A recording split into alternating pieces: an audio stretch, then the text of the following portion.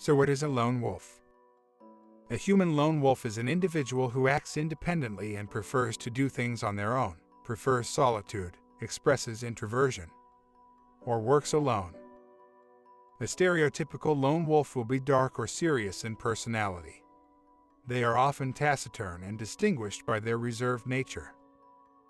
An interesting approach. A happy social life is a common goal, but introverts of all types often become overwhelmed when they enter life's faster, louder, more energetic social currents. This can leave some of them socially disadvantaged or unfulfilled, wishing they could improve things.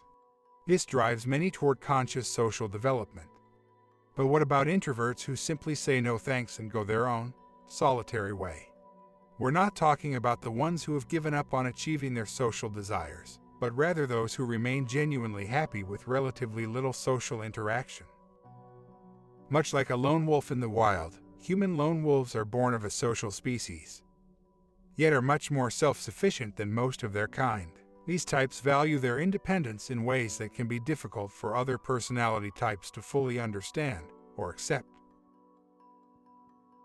Lone wolves emit a herd mentality.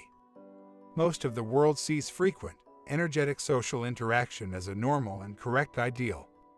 The term loner has become negatively charged. Social integration has major advantages and isn't a bad goal, but neither is it a universal fit.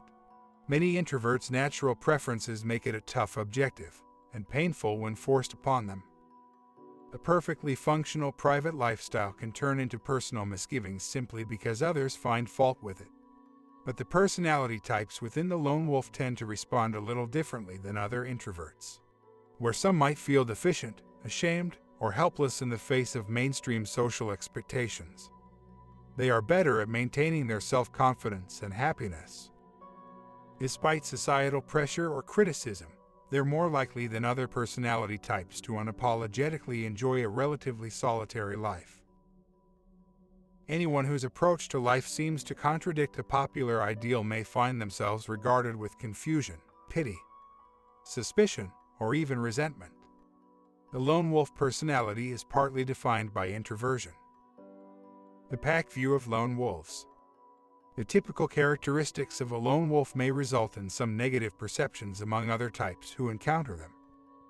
This can happen subtly or unconsciously, and it's not always easy to recognize the ways we judge people. With that in mind, let's see 4 unfortunate ways that lone wolves are often perceived. 1. They're stuck up. When a lone wolf chooses to be separate from a group, some people may think it's due to disdain or a sense of superiority.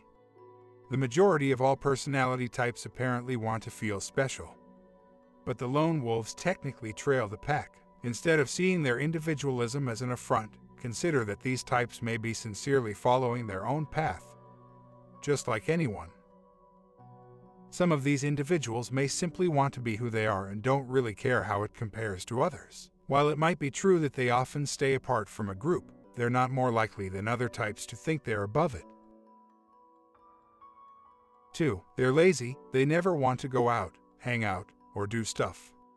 The lone wolves have finite social energy and prioritize socializing less than other personality types. Their assertive identity makes them less vulnerable to peer pressure. So they're often more comfortable than turbulent introverts with declining invitations. This has nothing to do with being lazy, but it may seem this way to friends and family who want them to join in social fun. However, they may not have the same idea of fun as more social types. Their fun time might be working on a solo project, hardly lazy. But others who aren't around to witness their activity may mistakenly see them as apathetic. 3. They don't like me. To people who are more socially inclined, lone wolves' reserve and independence can come off as some kind of personal rejection. They may be shy, self-focused, private, or even low on social awareness. But these qualities do not equate to or amount to a habit of judging other people negatively. Their behavior is more likely akin to neutrality, a lack of active interest. Highly sociable people are naturally sensitive to and quick to act on social opportunities. For them, it's an inherent drive, a positive bias. Lone wolves aren't as similarly attuned or inclined. But that isn't necessarily a negative bias. It's just a lack of positive bias, indifference. However, in many cases, people's assumptions, expectations, or insecurities may negatively color their perception of such cool reserve. And that can be a mistake. Anyone offended by lone wolf's initially neutral stance may miss out on getting to know a slow to warm, yet genuinely caring person. 4. They always want to be alone. It's true that, as a group, lone wolves generally prefer lower levels of social interaction than other types. We see a solid example of this in the way that each one evaluates the time they spend alone.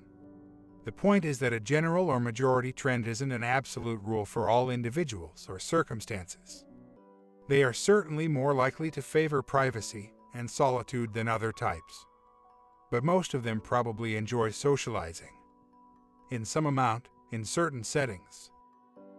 While they're far from being closet extroverts, it's simplistic and inaccurate to see all lone wolves as isolationists. They just have specific, and often highly individual limits and preferences that must be observed for them to truly enjoy social interactions. Being a lone wolf versus being antisocial. One way to look at the critical distinction between being a lone wolf and being antisocial is that a lone wolf doesn't much need others, and an antisocial person doesn't much like others.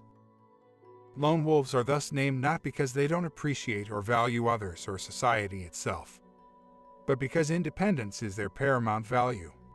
How they express their unique traits usually has little to do with being antisocial and much more to do with being happy as they are, which can be quite impressive. They stand out from the antisocials in a few more notable ways. The lone wolves demonstrate the following trends. Their perspectives tend to diverge from the mainstream. For example, they have the lowest level of trust in political systems and are the least likely to believe that history is important. They tend to be rational thinkers. The lone wolves are more skeptical than the antisocials toward faith, magical thinking, and the supernatural. They tend to be calm and collected. The lone wolves are the most likely to view themselves as highly focused and the least likely to say they respond to situations emotionally.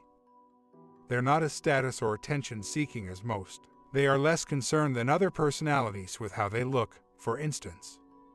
And they're the least likely to think that their birthday is important. The lone wolves can be strong, free-minded, and level-headed, willful, yet relaxed. Some might argue that these are very admirable qualities. The support, friendship, or loyalty of such an individual would be a boon.